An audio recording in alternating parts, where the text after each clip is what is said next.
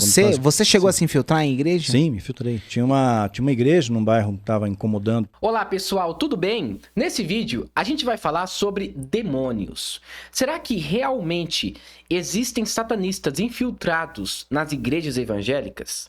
Eu assisti recentemente um podcast do Daniel Mastral, que é um ex-satanista. E ali ele falou algumas coisas daquilo que ele fazia quando ele entrava nas igrejas. Inclusive, ele disse que até infiltrava nas igrejas para tentar ali, né, tirar aquela luz divina e trazer as trevas para aquele lugar. Vamos assistir esse vídeo, tá? E depois eu vou comentar biblicamente sobre o que ele falou. Será que realmente o que ele falou é verdade? Essas coisas acontecem ainda em nossos dias? Vamos lá? Como é que funciona essa... Eu sei que é uma área sua de especialidade, que você já estudou muito sobre isso, sobre satanistas que se infiltram em igrejas evangélicas. Sim. Isso existe mesmo? Como é que Existiu, agora não precisa mais. Agora não precisa, a igreja já está contaminada. Tipo, a cobra picou uma vez, não tem que picar duas vezes. O veneno já está na corrente sanguínea lá. Ele está dizendo que isso já está infiltrado em algumas igrejas, né, em doutrinas, em ensinamentos. Mas vamos lá. Então você vê hoje o reflexo disso. Na década de 80, sim, infiltraram. Porque a igreja, ela falava de amor nos altares, ela falava de perdão, ela falava de buscar uma vida de santidade, redenção, falava em estudos bíblicos. Era diferente. Hoje não, hoje é a prosperidade. Você quer, receba a unção aqui disso, unção do leão, unção do carneiro, unção da gaivota, e virou uma bagunça. Trouxeram a Babel para dentro da igreja. Tem dois movimentos que fizeram muito sucesso durante muitos anos e ainda, né, esses movimentos continuam fazendo sucesso, que é o movimento pentecostal e o movimento neopentecostal. O movimento pentecostal é o que ele acabou de falar, né? Pessoas ficam rodando, caindo para lá e para cá, e ele tá falando que isso daí é demônio, tá? É muito delicado falar sobre isso, falar que as pessoas que rodam e que estão ali alegres, quando elas caem, elas estão com demônios. A gente poderia falar um pouco mais sobre esse assunto em um outro vídeo, tá? E ele também está falando sobre o movimento neopentecostal, a questão da teologia da prosperidade, de trazer bênçãos, né, materiais. E ele está praticamente afirmando que esse tipo de teologia, de doutrina, é algo que tem muito mais a ver com o satanismo do que, por exemplo, com o cristianismo. Todo mundo fala, ninguém se entende, um cai, outro gira, né, e acha que aquilo é poder, né, que Deus está falando. Então, houve toda uma contaminação desse sistema, né? Então você acha que a igreja hoje em dia, ela foi influenciada por... Assim, o que aconteceu? Ele criou uma fenda, mas ele vai atacar os líderes. Ele sabe que essa galera realmente infiltrou igrejas, infiltraram na década de 80, para espalhar dentro da igreja, para contaminar aquela palavra pura e verdadeira. O que ele falava do amor, do perdão, de santidade. Estou falando Bíblia, que é a palavra de Deus. Né? Então, vou entrar aqui no meio e vou começar a seduzir esse pastor aqui, né? Oferecer dinheiro, ganância, ambição, vaidade, pô, você é o cara, né? E começou a vir devagarinho. Uma coisa sutil, né? Sem deixar perceber. Esse grupo de louvor, de adoração, olha, poxa, mas você pode fazer uma coisa mais impacto, né? Você é o bom, você tem muita unção, você é o cara, você é isso, é aquilo. E começaram a seduzir, né? O diabo é especialista, vai seduzindo e a pessoa acaba muito sucumbindo, lamentavelmente muito sucumbindo. Os louvores de antigamente, se você prestar bem atenção, as letras eram muito mais bíblicas. Hoje em dia, né, coloca ali um estrofe e começa a repetir 6 vezes. Então parece que o povo tá querendo mais aquela questão de ter uma bela melodia, um bom instrumento ali no fundo. É isso que importa hoje em dia. As pessoas não querem mais saber de cânticos, hinos espirituais que falam da Bíblia. As músicas hoje em dia, né, as músicas gospel, falam apenas sobre o ego da pessoa. Então parece que essa adoração foi invertida. E quando uma adoração é invertida, pode ter certeza, tem dedo de Satanás aí.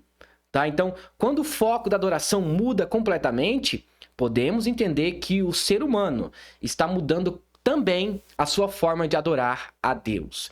E muitas vezes nós estamos adorando a qualquer coisa, menos a Deus. Nós adoramos muitas vezes o dinheiro, né, mamon, em vez de adorar a Deus. E nisso ele tem razão. Só que assim, o Daniel Mastral, ele fala umas coisas que são interessantes. Mas muitas vezes ele é sensacionalista demais. Ele exagera. E você chegou a conhecer ou ver assim, pessoas que fizeram isso na prática? Sim, eu fiz parte de um grupo desses, né? Você chegou a se infiltrar em igreja? Sim, me infiltrei. Tinha uma igreja num bairro que estava incomodando, porque tinha um núcleo, né, que é como se fosse, entre aspas, uma célula satânica, né, que era um grupo de estudo, né, ficava numa casa, tal, em determinada região, e tinha uma igreja lá perto, que era uma igreja realmente que estava assim, buscando uma vida com Deus, procurava fazer uma adoração legítima, né, ensinava a verdade que liberta. Então aquilo começou a incomodar, porque vibra numa frequência diferente, né? Uma igreja, muita luz ali, e como é que a gente vai fazer as trevas, né? Porque a luz está iluminando. Então, vamos infiltrar a igreja. 10 pessoas se infiltraram, mais de 500 pessoas na igreja, uma igreja que estava crescendo. E, claro, ninguém foi vestido de satanista, né? As pessoas têm essa ideia de ser arquétipo, né? O cara satanista vai com medalhão lá, com pentagrama, então, nada disso. E nem falando desse assunto nem vai dizer que é satanista, lógico que não, né? Satanás, ele não vai aparecer para você com chifrinhos, com um rosto parecendo um monstro e com capa vermelha. Não, ele vai aparecer às vezes de uma forma sensual para você que é homem. Para você que é mulher também, às vezes ele vai aparecer cheio de músculos, cheio de tatuagem, com palavras boas. Então, tome cuidado, tá? Em achar que Satanás, ele é totalmente burro. Não é burro. Ele é astuto. Ele sabe o que faz. Se você criou uma imagem de Satanás, né? Aquela imagem parecendo um monstro, e se você visse ele, tenho certeza que você sairia correndo. Só que Satanás, ele não quer que você saia correndo. Ele quer que você adore a ele. Então ele vai aparecer de uma forma muito bela. Paulo, ele traz um alerta para nós sobre Satanás, que ele pode se transformar em um anjo de luz, ou seja, ele pode nos enganar. Então cuidado com essa imagem, achando que Satanás, ele vai aparecer para você parecendo um monstro do Ben 10. Não, gente. Não é assim que funciona. Ele vai aparecer de uma forma bela para você, para que você não se importe muito com a presença dele, sabe? Aí, cada um ficou num canto, e aí o pastor líder da igreja, né, o pastor majoritário ali, porque tinha os pastores auxiliares, ele teve o discernimento de espírito, e Deus falou com ele. Ele falou isso no altar. Ele falou, olha, entraram pessoas aqui com intenções ruins, né? Mas Deus vai libertar essas pessoas, nós vamos ungir todo mundo, fecha as portas, ninguém sai da igreja, vamos ungir todo mundo. Caramba. E a unção quebra o jugo, né? A unção com óleo é algo extremamente poderoso no mundo espiritual. Quando você tem, para ungir, você tem que ser uma pessoa ungida, né? Você tem que ter autoridade para ungir também. E era o óleo de êxito, descrito na Bíblia, tal. Então esse óleo, eles têm medo. Eu discordo disso, tá? Que ele falou. Pode ser que no contexto ali do satanismo, isso seja uma coisa diferente. Talvez no satanismo, né, esse óleo seja muito poderoso. Só que, biblicamente, o óleo é apenas uma forma simbólica. Inclusive, quando a Bíblia nos ensina a orar pelo doente e levar óleo e passar sobre a cabeça dele, ali é apenas um ato simbólico, assim como a Santa Ceia. Se você ler alguns textos bíblicos, você vai compreender que o óleo era apenas uma forma simbólica. Quando Samuel unge Davi, a unção não estava no óleo, e sim na palavra profética de Samuel, através do próprio Deus que levou a ele. Então o profeta, ele tinha essa missão de falar para o povo aquilo que Deus tinha falado para ele anteriormente. Então a unção está na palavra, no poder de Deus e não no óleo. E se a gente for lá para o Novo Testamento, a gente vai encontrar uma passagem onde diz que devemos orar pelos enfermos e passar o óleo ali, né? Ou lançar o óleo sobre a cabeça daquela pessoa. Aquilo ali é um ato simbólico, tá? Porém, tem alguns teólogos que afirmam o seguinte, que o óleo naquela época era levado para a questão de enfermidade, porque o óleo tratava as feridas. Por isso que no Novo Testamento ensina que devemos orar e levar o óleo para que a pessoa, através da fé, seja curada, mas que houvesse o tratamento através daquele óleo. Então, tem várias interpretações. Só que eu fico com a interpretação de que o óleo era apenas uma forma simbólica de se preocupar com a pessoa. Assim como a Santa Ceia. O vinho e o pão, eles não eram, por exemplo, algo assim, nossa, quem comer do pão e tomar do vinho, o demônio ali vai automaticamente se manifestar. Não tem relato bíblico que afirma isso. Inclusive, Paulo diz o seguinte, que aquelas pessoas que tomarem a Santa Ceia de uma forma injusta, essas pessoas seriam ali cobradas depois por Deus. Por isso que a Santa Ceia e o óleo, por exemplo, são coisas simbólicas. E não envolve ali nada assim espiritualmente extraordinário. Por exemplo, quando estamos tomando a Santa Ceia, estamos lembrando daquilo que Cristo fez por nós. Entende? Tem algo espiritual ali?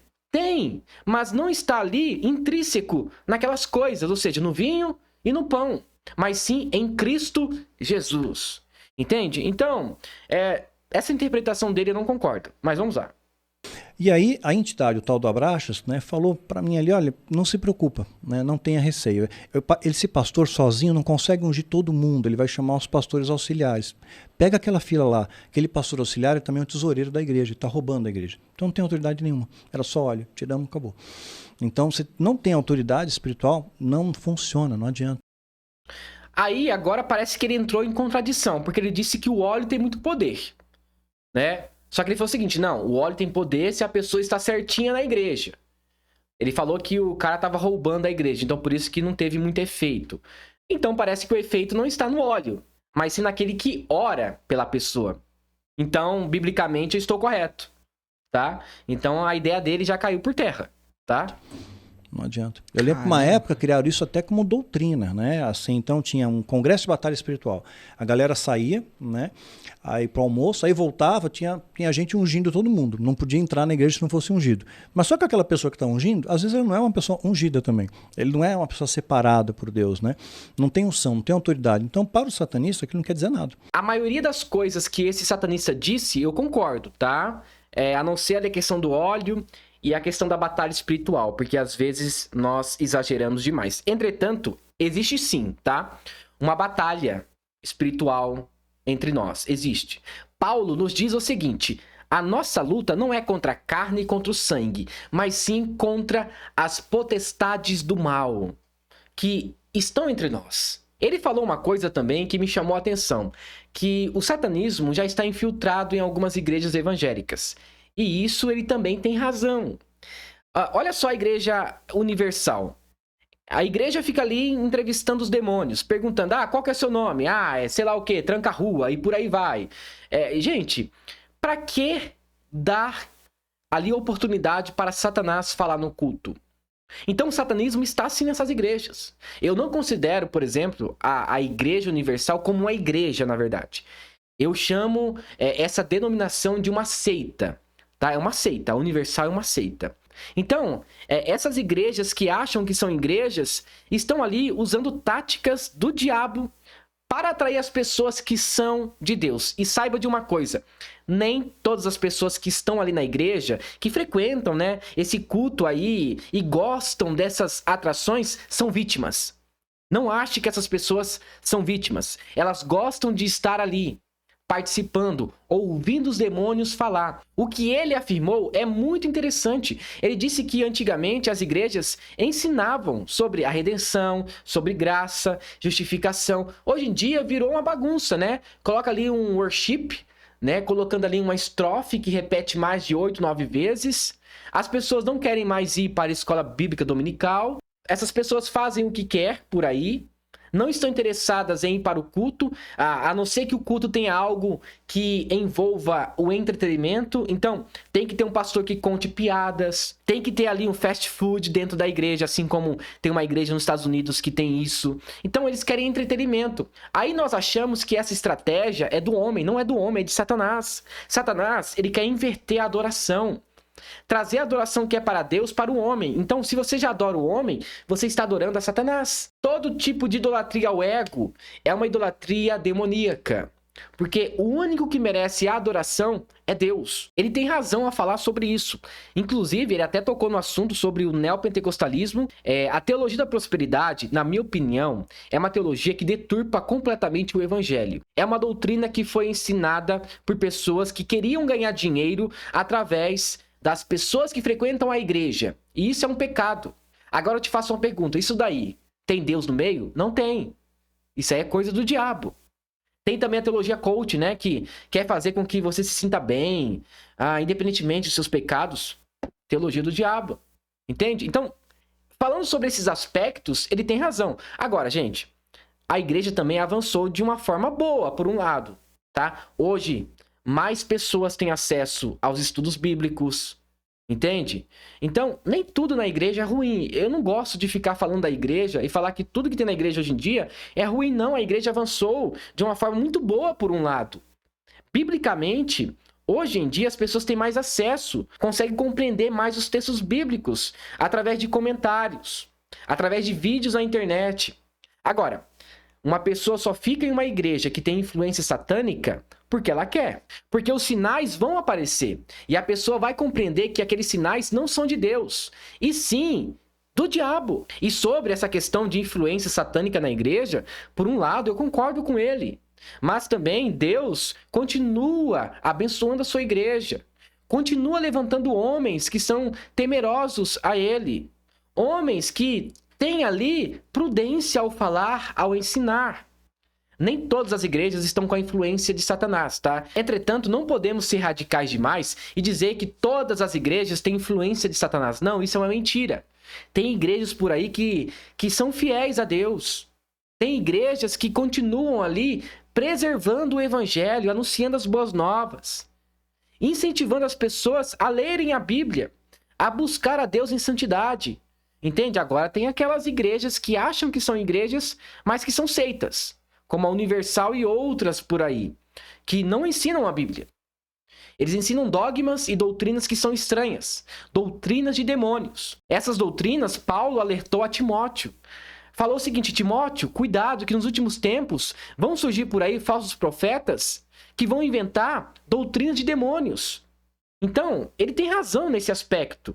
Então, tome cuidado com isso, não frequente qualquer igreja. Procure uma igreja bíblica mais próxima da sua casa e não qualquer igreja. Não é porque a igreja tem um telão bonito, que oferece várias coisas, que você deve ficar nela. Tem igrejas que são pequenas, mas são bíblicas, enquanto existem outras igrejas que são grandes e não são. Então saiba realmente aquilo que você está fazendo com a sua espiritualidade. Entenda e compreenda aquilo que a igreja que você frequenta está pregando. Veja se não tem ali uma doutrina deturpada. Cuidado com isso. Abra os seus olhos, tá? Seja vigilante. Então é isso. Muito obrigado por assistir esse vídeo até o final. E se você gostou, não se esqueça. Deixe seu like, se inscreva no canal e ative o sininho de notificações. E que Deus o abençoe. Em nome de Jesus. Amém.